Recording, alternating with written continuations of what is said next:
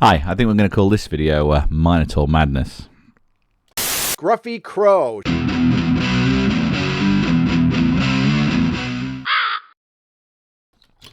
Okay, so some of you might see my sort of recent haul video where I got a whole bunch of Minotaur models. Now these are fantastic, but they weren't all complete. Like, all the parts didn't necessarily match up.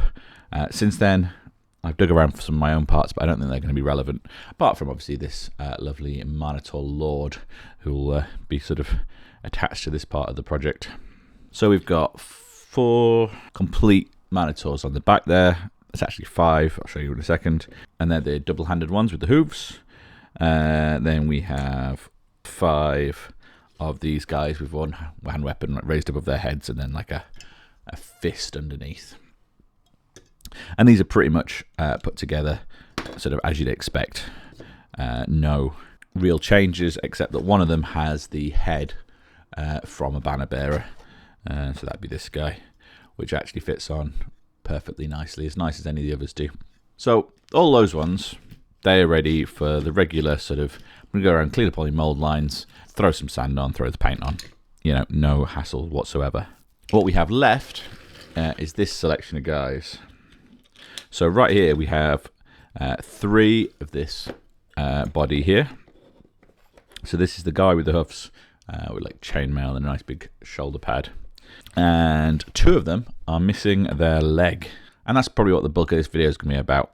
I'm going to try and reproduce 2 more of these legs from this one, so we can get all 3 of these guys up and standing to join the ranks there. But in that same vein, we've also got this guy without a head. Thankfully, we do have a spare head or 2, so I'll be picking the best one. The problem is all the ones I've got are hollow on the inside of the head, and this guy's obviously got a hollow on his neck. That's a nice easy one to fix. And we have a banner bearer here, but with no crossbar. I'm also going to open up one of these and put them together, which I am quite nervous about. It seems almost criminal to open up one of these old boxes. So the thing that's going to take the longest is the legs. So I had this guy glued down and I cruelly levered his leg off so we can try and make some copies of it. In the future you might see me replace these with printed parts, but that's not possible for this exact leg. So we're going to do this a bit more of an old-fashioned way, using knockoff Lego and Instamold. So because we need to make a 2-part mold, the knockoff Lego is going to be our sort of frame that we're going to use. So this was from Wilco a while back. I bought specifically for stuff like this, to be honest. So we're just going to take the piece that we want to copy, and I'm going to make it a little Lego house. So it fits nicely in there. Now, although Wilco doesn't exist anymore, I'm pretty confident there's other sources of knockoff Lego, and obviously this would work with real Lego.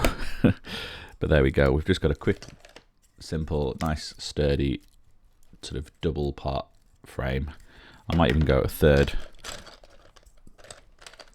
layer, just to make sure this is going to clamp together nicely. There we go. That's not going anywhere now.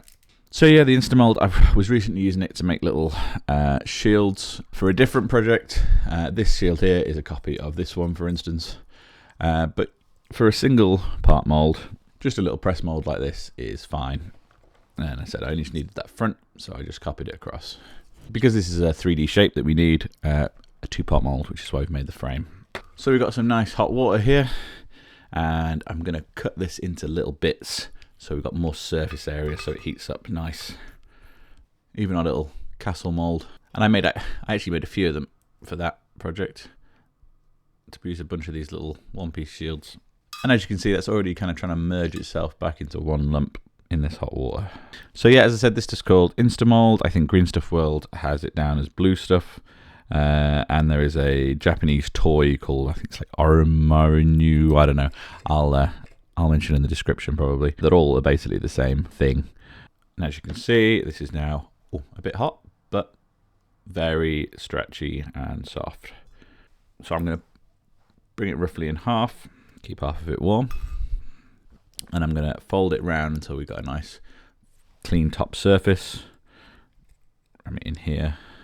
Once I've got that ready, I'm just going to get my piece and I'm just going to shove it into the mold. straight down. We don't want any kind of overhangs. Now often you'll see in like proper molds, you'll have like little key points, so you can definitely tell you're lining it up right. Not really important with this because that's what the form, the Lego form, is doing here.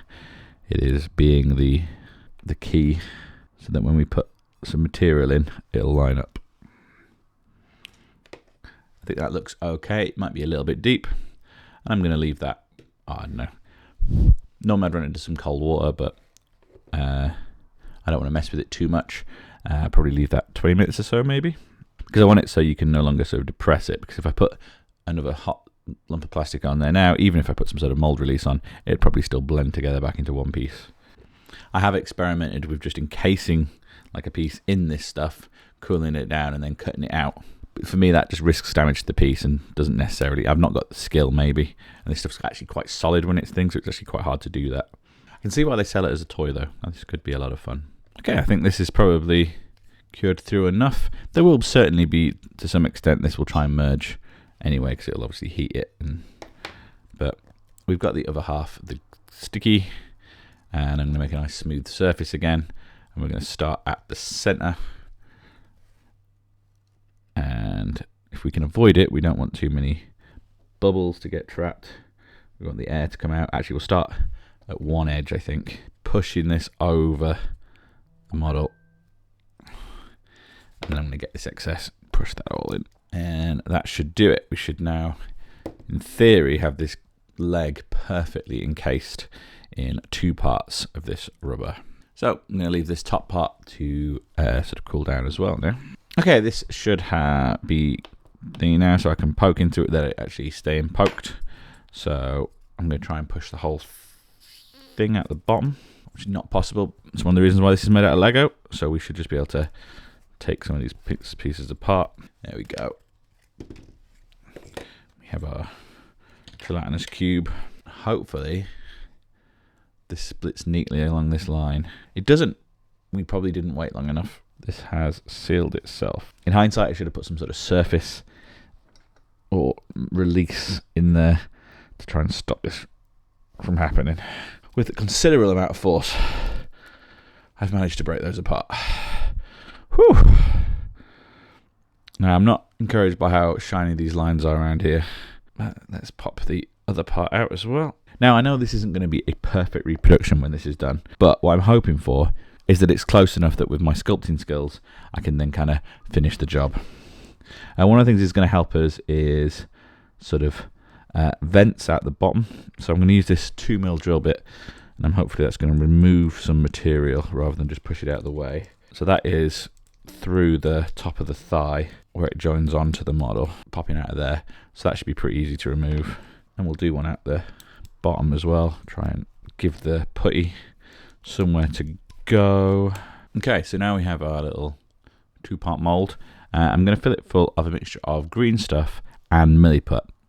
Milliput will sort of give it this sort of strength, because even fully cured green stuff is quite bendy. So milliput will make it sort of stiffer. It'll also make it it'll get into all the little creases a little bit better than just green stuff on its own. But the green stuff will help sort of hold it together, not make it so mushy, and sort of keep it, it'll give it some of that flexibility that we'd want as a finished thing, so it'll be easier to sort of carve through and stuff like that. So it's going to be mostly milliput, but then with a little bit of green stuff. Okay, I've got something mixed up. It's quite stuffed, very sticky. Possibly could have done with a bit more green stuff in it. That's what we're going to go with. I'm going to pull some little bits off at first, and we're going to force these into the sort of biggest gaps, like the biggest underhangs. And actually, I think that's probably enough. Mixed up way too much. I'll have to remember that next time. I'm just going to put a little bit more on the top there. I'd rather have some squeeze out than not fill the holes. Okay, and then I'm going to put the top back on. There we go. These sides should mesh together perfectly again. And we'll wedge the whole thing back in that form as well. Okay, so we're going to squish that back together as hard as it'll go. I put a big fat clamp on it. And to be honest, I'm probably going to leave that overnight. Okay, now for the moment of truth. How's this looking? Okay, instantly I can see this is not going to have worked, because that's what it looks like inside there. Oh, I don't know. Maybe I just knocked that. Let's have a look. Okay, that looks okay. There's a lot of over squeeze. Having a bit of trouble getting this out. I don't want to be too rough. There we go. Okay, it's not perfect. We've still got too much squeezed out of the edges, but we've picked up some pretty good texture that we can use to work off of. If I just quickly take this sort of flash off, you can see the thickness of my mold line there. And this is our little vent that we put on. Here's our original, here's our new one. It's not far off, if I'm honest. So I think overall that has been a success.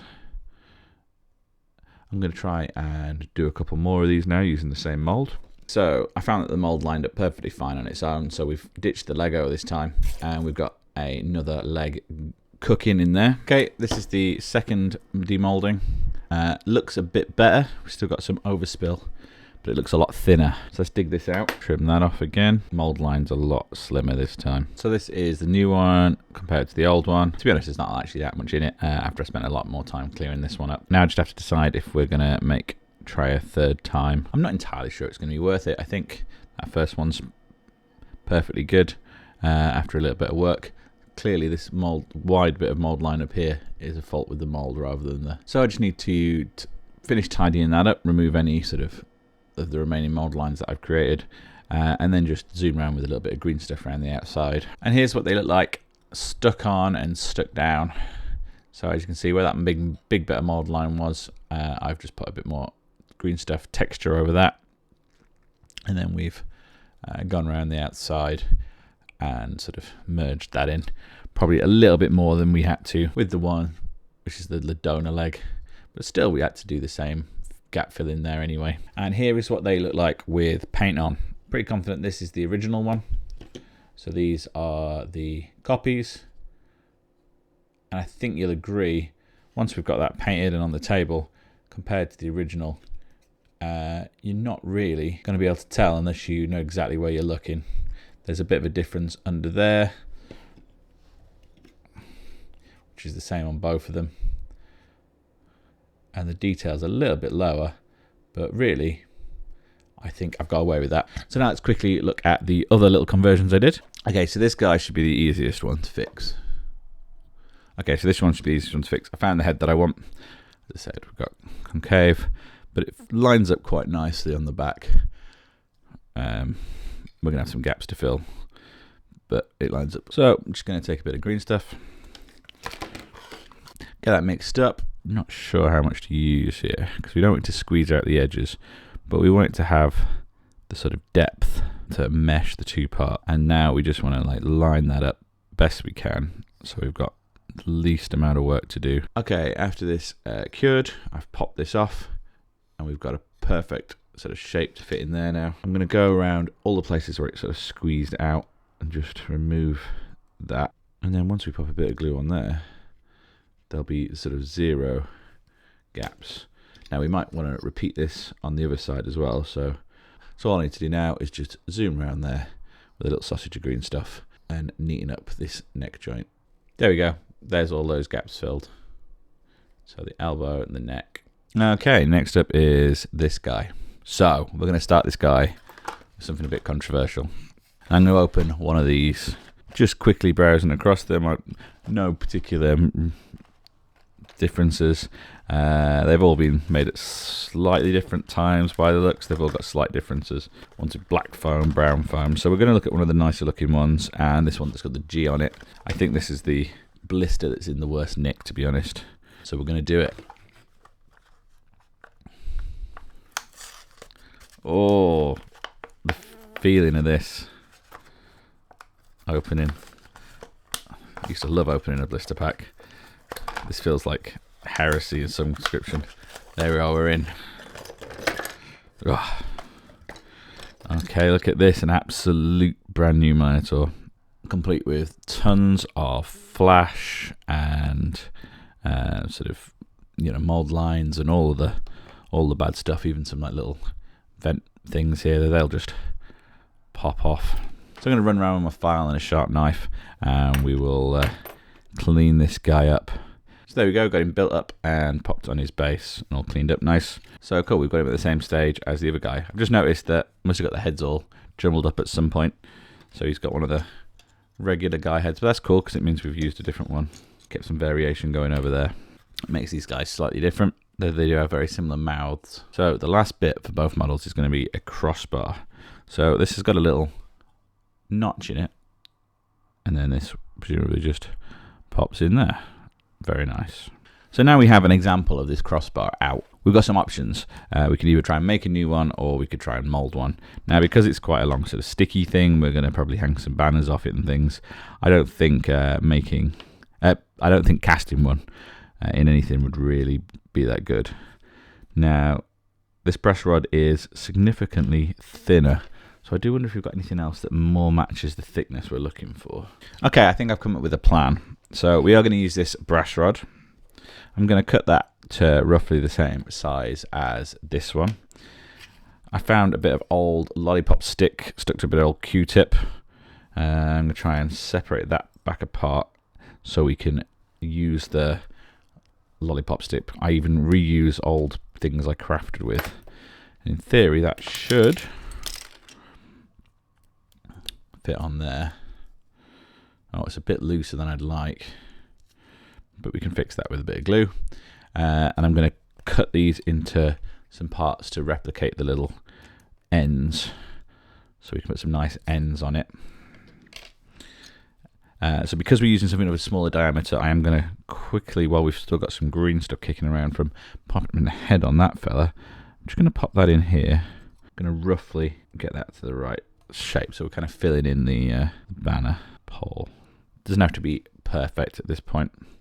And then I'm going to take my brush rod, add a bit of a spit, lubricate it a little bit, and press that into the gap. So once that's cured, I'll carve away all the stuff we don't need, and then this will fit in there super nicely. To cut this 2mm brass rod, I'm hoping my old snips are up for it, so I don't have to go and fetch something bigger. Get them about the right length. Yeah, no problem. Then I'm going to take the edges and file them nice and flat. There we go. Make a couple of these little end caps. I think this is where my normal gel super glue is going to come into its own. Actually, I'm just going to quickly get the outside of this brush rod and give it a bit of a beat up. This will help the glue stick to it as well as the paint. We don't want it too shiny. So, nice dollop of gel. Same on the other end. Okay, something like that. I also have these in my bits box. So this is part of the top of a Tuscaur's head. So the horns sort of come as a separate sort of plate, but at some point I have shaved off these ones to use for something. And I think we'll do the same with these ones. So I'm going to take my jeweler's saw and I'm going to go off at this, in the middle of this first bump away from the back of the horn. Actually, do you know what? Because we're not going for the neatest job in the world right yet, I think I might just use these snips again. Perfect. Yeah, they're pretty cool. So I think what I'm going to do is I'm going to file down the ends of these horns until it fit neatly inside the tube. And we're going to adjust these little bits. The gel's not dried yet, just so we've got a little socket there. Okay, we've got that carved and filed down so it fits in there now. Nice and snug. So in theory, we should be able to just pop a bit of glue on that. I think we're going to start with some fresh bits of plastic again, actually. I think that's where we're going wrong here. We've already gummed these up too much. Okay, with a new plan in mind, we've made these slightly longer. And I think we're going to start with the horns. So, pop a bit of glue on them. I'm going to put a dab of green stuff, just like the tiniest little amount, in the hole. Some more of this thin super glue on top. And then, in theory, this will make a absolutely bomb-proof bond. There we go. And we can neaten up this little shoulder here with the file in a bit, but I don't think that's going anywhere. And the second one, mush that in as well. So there's the original. There's what we are copying. Oh, in hindsight, it would have been nice to put a couple more little rings on there that would have matched. But let's not worry too much about that. As I said, we wait until this bit on the back here is cured. and we should be able to tidy that up. But we're going to end up with something like that. And he ended up looking like that. So to end the video, so these 5 guys have all been undercoated. So these are the legs, and then we've got a couple more. And this is the full sort of double-hander unit as it was, apart from 3 others. And they are ready to be painted. Then we've got a unit of 8 of the guys with just the one single weapons. They're actually going to go on a bit of a back burner for the time being, until I sort of catch up with the sort of points that I've already organised. And then these ones are going to replace some that I was sent before, the pre-painted ones, which have now been sent back to a friend of mine rather than being stripped down, and rather than waste the paint job. So we have 3 of these, and that is going to be the paint scheme I'm going for. So we've got a bit more of a sort of human-y flesh colour on these guys. But we're still following on some of those colours on the fur and stuff, and a lot of the other colours to sort of blend them in with the rest of the army. And once again, the bases, I'll catch them when I get the first 1,000 points all finished, and I'll do those all together. So yeah, that's pretty much what they're going to look like finished up. I'm pretty happy with the way they've come out. So that's where we're going to leave this video. These guys are going to join my first 1,000 points. But if you want to see what happens to the rest of these, subscribe to the channel, and I'm sure I'll get to them eventually. And that's all for this video. Please let me know what you thought down in the comments. Maybe subscribe for more. And as ever, thanks for watching. Bye.